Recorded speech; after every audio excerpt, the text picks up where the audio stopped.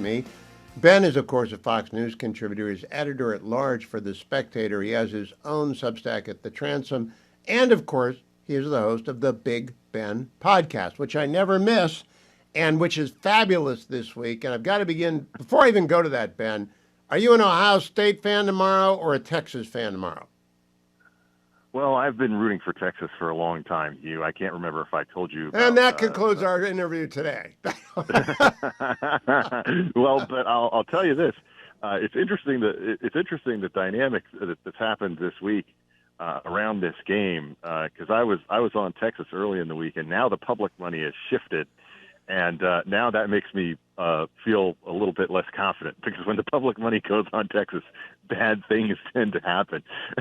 and so I'm more nervous about that now. All right, we'll talk about that next week. Let me ask you now about Janice Dean and whether you've heard from her yet.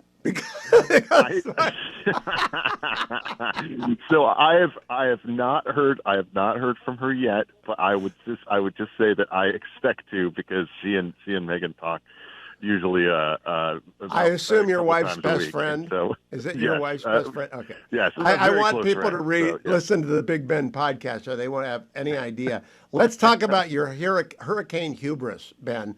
I am a child of Ohio, which had tornado alleys in it, and we had a tornado every 3 or 4 years. And so I'm very leery. When the sirens go off, I go to the basement. In California, you can't do anything about earthquakes. But I've got no experience with hurricanes, and you are indifferent to them, but your wife and 2 girls were not. No, and this is, and I'll tell you, it really is funny, because in Arizona, you can have these storms, these haboobs come out of nowhere. In fact, they had this happen just this past week. Just this week, yeah. And it's insane. I mean, these dust storms that just come out of nowhere and can rip trees out of the ground and things like that. In fact, that happened at my mother-in-law's house, and for whatever reason, the folks in Arizona, they're like, oh yeah, this is just normal. Whereas I find them very sort of disturbing. They look like Dune. They look like an extra from Dune. Yes, exactly. And so it's the same kind of thing with hurricanes. I'm like, God, it's a Cat 1.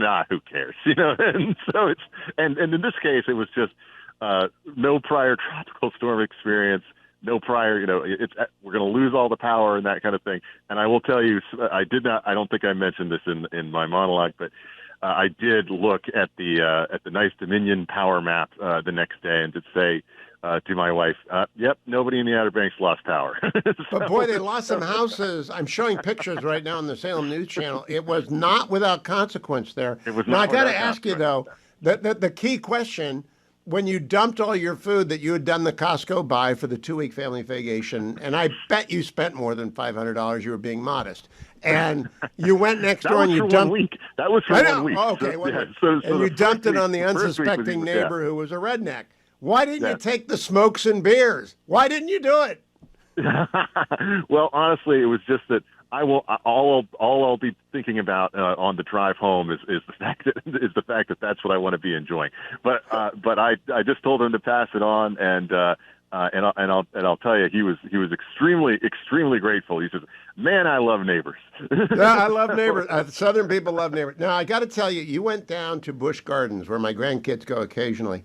And I will never get on a roller coaster. I hate them. And Really? and Dwayne loves them, and I hate them. And I think it's a divide in the country that's deeper than red blue. I mean, there are some people for whom it is a joy and they love it.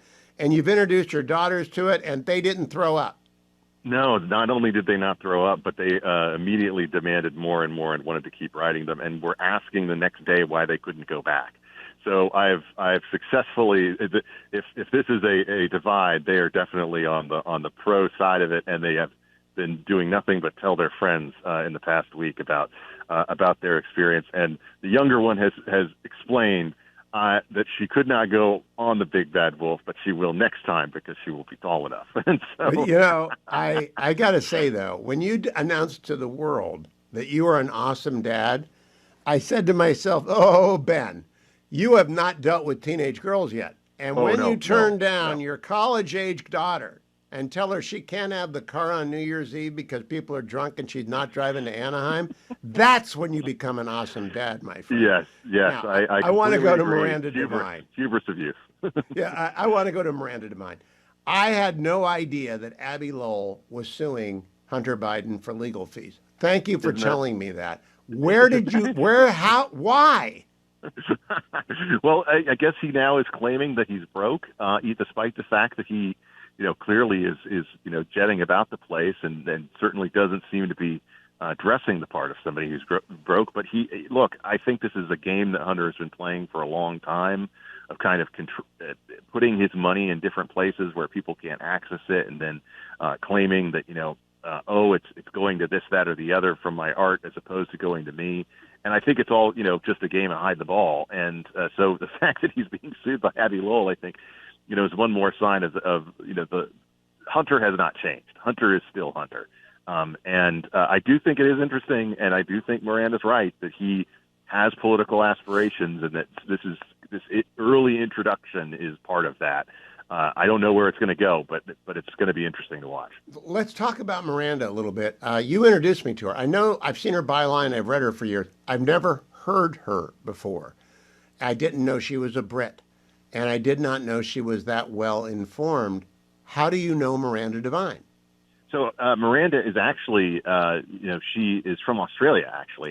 Okay. And she was brought up kind of as being someone who played some early roles there in terms of her reporting that got the attention of Rupert Murdoch and others folks, and she eventually made the jump over here to America, and is a very proud and happy American, and loves to cite that whenever a patriotic holiday comes around. She's a wonderful, wonderful woman, and I've had the occasion to sit down with her on more than one occasion.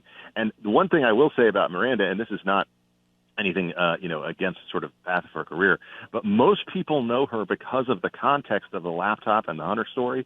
She's got a much wider range than that, and so it's one of these things where sometimes you get on a story and people want you to keep talking on it. And I will definitely have her back on in the future because I know that she can speak to a lot more than just that. But obviously that's something that has been in the news of late, and we wanted to make the sure. most controversial thing she said that had me stop in my trundling this morning is when she said there is a bottom for New York, meaning that even if Mamdani wins, there's only so low that New York can go. That's not true. I was in New York. I lived there only once in 1980, from March until August or September.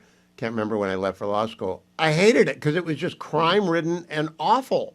New York can plunge into the slough of despair, Ben. I think that this will be a real test of that moment. I mean, the way that I would say that I do agree with her is I do think the NYPD gives a certain base just in terms of them being a quality police force as opposed to the police forces that are in some of these other cities.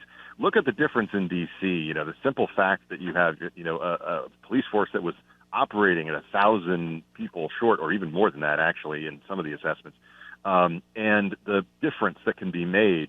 The National Guard's presence. I mean, I have friends who've come into town in the past couple of weeks who are just amazed by the amount of difference that they see in terms of their experience.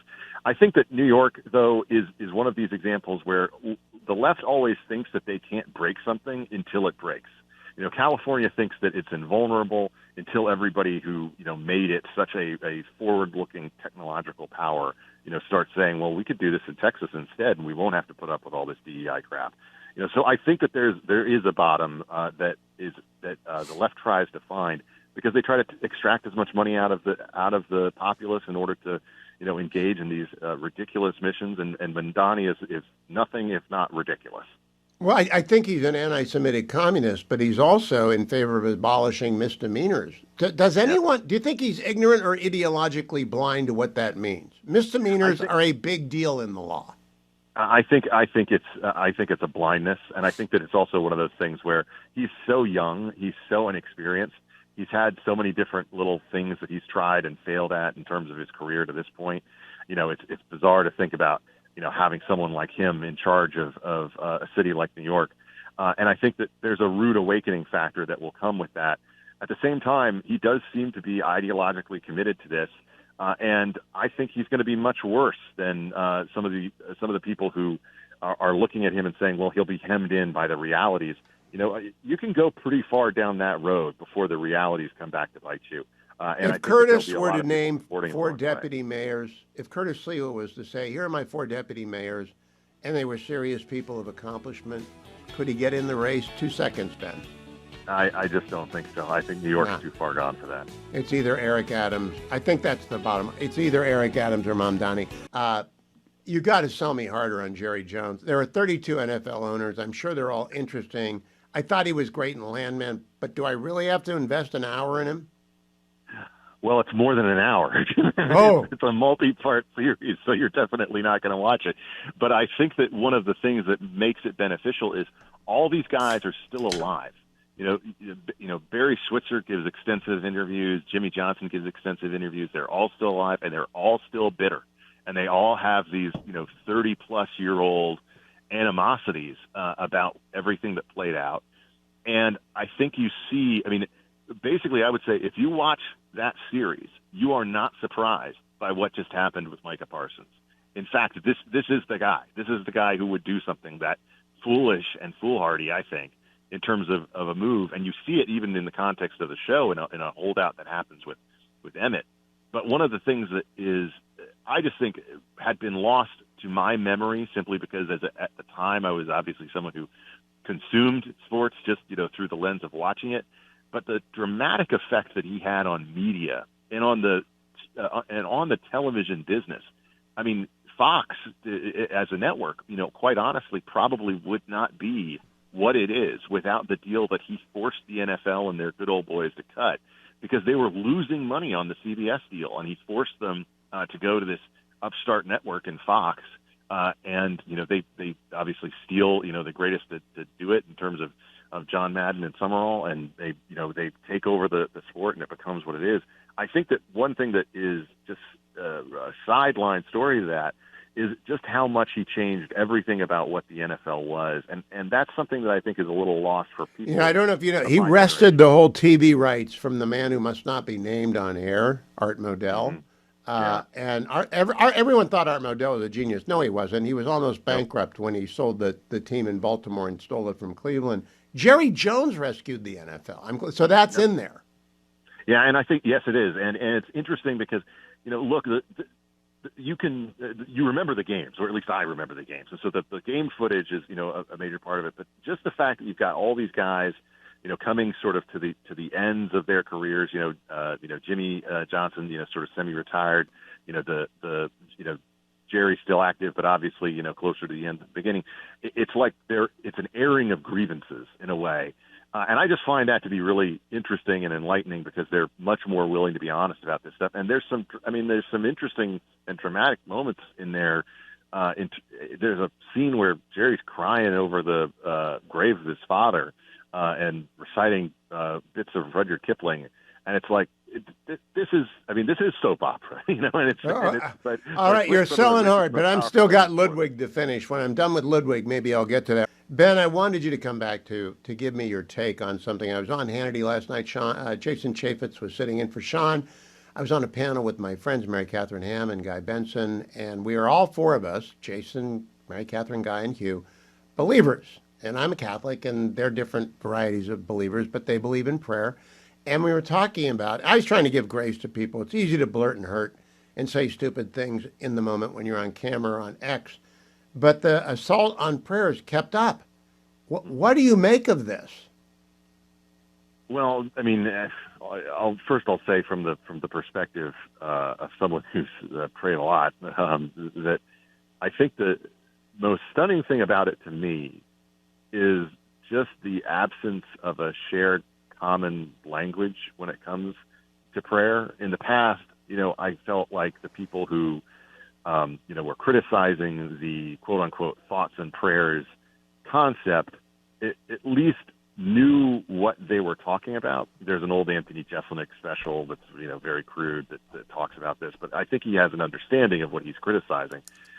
This time around, I really feel like Democrats are kind of revealing that they don't even understand what the purpose of prayer is.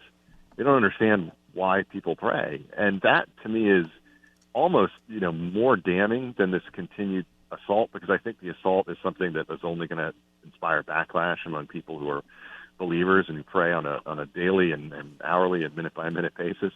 But I also think that it's kind of revealing that they have lost so much of an awareness of something that is so central to the lives of so many Americans, and they did so in a faster time than I think that I ever could have imagined. Keep in mind how much they were citing, the importance of Joe Biden's personal faith as being an aspect that was something to be lauded about him, as in 2020. And in the past, I think, this was something where even if Democrats were not in favor of highlighting this, though this was something that didn't come natural to some of them, it was something where they at least appreciated why this was important to the American people and to so many Christians and believers around the world.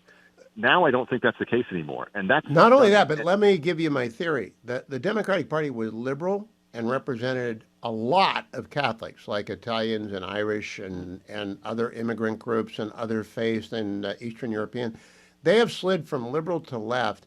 And over there on the way left side are the communists who hate religion and the Leninists who kill people of faith. And I think they've moved from secular absolutism, meaning no religion in the public square, into an anti-religion position because it's so identified with cultural issues about which they are so deeply committed, such as trans ideology, such as DEI, CRT. What do you think? I'll add one more wrinkle to that, Hugh, I think. And I think that they started to take for granted the black vote based only on racial issues and economic issues, and they no longer respected the black church and the way that has such a strong role to play within the black communities across the country. And I see that in part, frankly, in this stunning announcement that Robert Johnson has given $500,000 to Winsome Sears' campaign in Virginia. He says it's in response, obviously, to that racist sign and everything that came from that. But this is a guy who was, a chief fundraiser for Terry McAuliffe when he was running, is a major Democrat donor. And the fact that he is so repelled by basically, the presence of these, white, more secular women who now animate and guide the Democratic Party to such a great degree, I think that that's the same cohort that's replaced prayer with a lot of yoga and a lot of Pilates and a lot of other things. I didn't think Winsome had a chance. I'm going to vote for her, obviously, but I thought that given the out year of this cycle, but the idiocy of the Democrats on the schools in Northern Virginia and on the immigration and crime issues, and now their craziness on this prayer. I've been told by a number of people who pay very close attention to Virginia politics, even more than me, that Abigail Spanberger has problems within the black community, and I think that that's true. And I don't know the degree to which it's going to be a factor, but even if the history sort of is against Winsome in this moment, I do think the Democrats have a real shot that they could botch this thing if they're so out of touch on things that are core to a lot of Americans, regardless of party, and they really run that risk, I think, in this cycle of perhaps having something turn out that gives them another wake-up call, as if they needed another one. I hope they do. Ben Domenech, thank you. I recommend everyone go get